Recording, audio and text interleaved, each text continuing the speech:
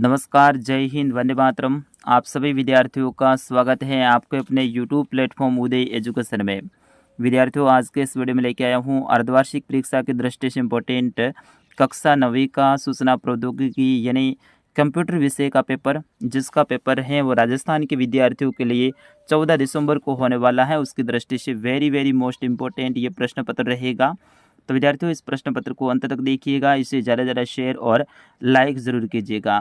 चलिए इस वीडियो की शुरुआत करें। उससे पहले आप कहाँ से इस वीडियो को देख रहे हैं वो भी कमेंट करके ज़रूर बताइए। पहला प्रश्न है, कंप्यूटर से जुड़े सभी भौतिक भाग जिन्हें देख सकते हैं व छू सकते हैं कहलाते हैं। सॉफ्टवेयर, हार्डवेयर, प्रोग्राम, इनमें से कोई नहीं। तो विद्यार्थियों, उन्हें हार्डवेयर कहते हैं। ठीक है ना, ऑप्शन ब इसका सही आंसर रहेगा। फिर उसके बाद में दूसरा प्रश्न है, विंडोज़ में किसी फाइल को डिलीट करने पर वह फाइल कहाँ जाती है। यानी कंप्यूटर में अपन कोई भी फाइल को डिलीट करते हैं या फिर विंडोज़ में कोई भी फाइल को अपन डिलीट करते हैं, उसके बाद में वो कहाँ जाती है। डेस्कटॉप में, माई कंप्यूटर में, रिसाइकल बिन में या उपयुक्त सभी। तो विद्यार्थियों, वो फाइल है वो रिसाइकल बिन में जाती है। कहाँ पर जाती है? रिसाइकल बिन में जाती है। वहाँ से उस फाइल को अपन डिलीट करने के बाद में भी अगर वापस लेना चाहें तो मिल जाती है। रिसाइकल बिन से अपन डिलीट कर देते हैं तो फिर उसके बाद में वो नहीं मिलती हैं। फिर उसके बाद में तीसरा प्रश्न है, कंप्यूटर को बंद करने की क्रिया कहलाती है। शटडाउन, रीस्टार्ट, स्विच ऑफ, अ व ब दोनों। तो वो शटडाउन और रीस्टार्ट दोनों कहलाती हैं। तो इसमें ऑप्शन द रहेगा सही आंसर, अ व ब दोनों। फिर उसके बाद में चौथा प्रश्न है, पेज की आकृति हो सकती है पोर्ट्रेट, लैंडस्केप, उक्त दोनों, उक्त में से कोई नहीं। तो पोर्ट्रेट भी हो सकती है, लैंडस्केप भी हो सकती है। तो ऑप्शन स इसका सही आंसर रहेगा, उक्त दोनों। ठीक है, ऑप्शन स इसका सही आंसर रहेगा। फिर उसके बाद पांचवा प्रश्न है, नेटवर्कों का नेटवर्क कहलाता है LAN, MAN, VAN या फिर इंटरनेट। तो विद्यार्थियों, नेटवर्कों का जो नेटवर्क है वो इंटरनेट कहलाता है। क्या कहलाता है? इंटरनेट। तो ऑप्शन द इसका सही आंसर रहेगा। फिर उसके बाद में आगे के प्रश्न देखिए, अति लघुतरात्मक प्रश्न है। प्रश्न संख्या 6 से 15 तक प्रत्येक प्रश्न है आपके 2-2 नंबर का रहने वाला है। इसमें छठा प्रश्न है, बाइनरी डिजिट क्या होती हैं। आपको बताना है कि बाइनरी डिजिट क्या होती हैं। तो यह डेटा की सबसे छोटी इकाई है जिन्हें 0 या 1 के रूप में लिखते हैं, उन्हें कहते हैं बाइनरी डिजिट। यानी ये डेटा की सबसे छोटी इकाई होती है। फिर उसके बाद में सातवां प्रश्न है, प्रथम पीढ़ी के कंप्यूटर में हार्डवेयर के रूप में किसका उपयोग किया जाता था। आपको बताना है प्रथम पीढ़ी के रूप में हार्डवेयर का उपयोग है वो किया जाता था। तो इसमें वैक्यूम ट्यूब का उपयोग किया जाता था। किसका? वैक्यूम ट्यूब का।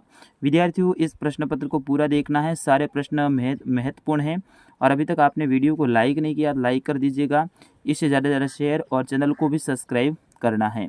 चलिए अगला प्रश्न है, प्रश्न संख्या 8।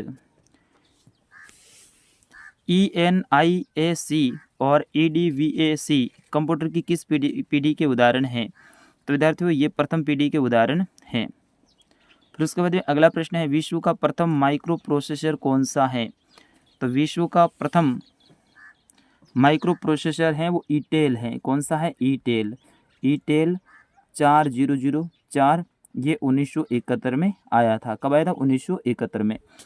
फिर उसके बाद 10वां प्रश्न है, भारत का पहला सुपर कंप्यूटर कौन सा है। तो भारत का पहला सुपर कंप्यूटर है वो परम है। कौन सा है? परम 8000 और ये आया था 1991 में। कब आया था? 1991 में। फिर उसके बाद में अगला प्रश्न है, आईसी का पूरा नाम है। आईसी का पूरा नाम है तो इंटीग्रेटेड सर्किट इसका नाम है।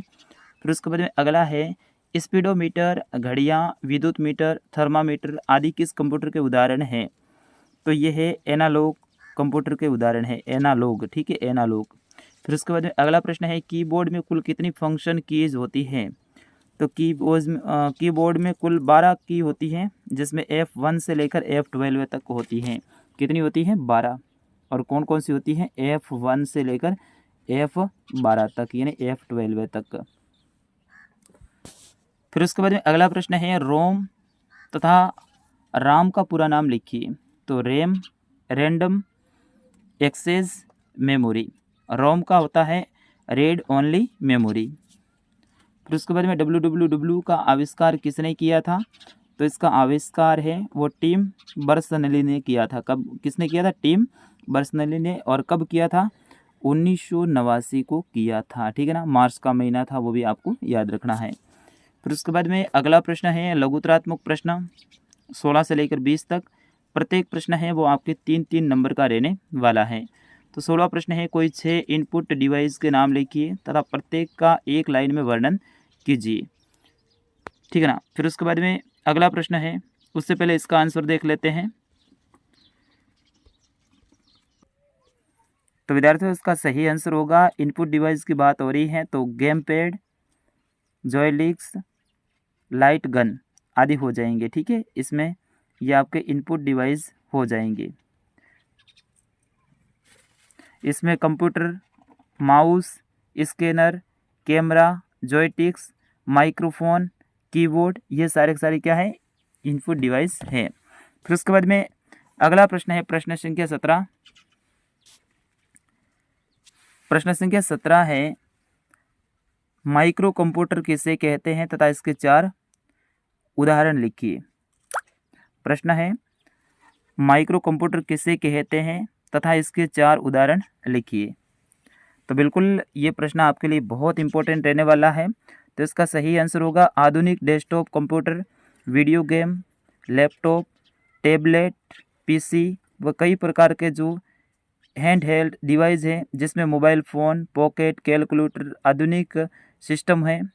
इन सब से ऊपर दी गई परिभाषा के अनुसार माइक्रो कंप्यूटर के नाम से इन्हें जाना जाता है। फिर उसके बाद में अगला प्रश्न है, कंप्यूटर की कोई 4 विशेषताएं लिखिए तथा प्रत्येक का एक लाइन में वर्णन कीजिए। आपको लिखनी है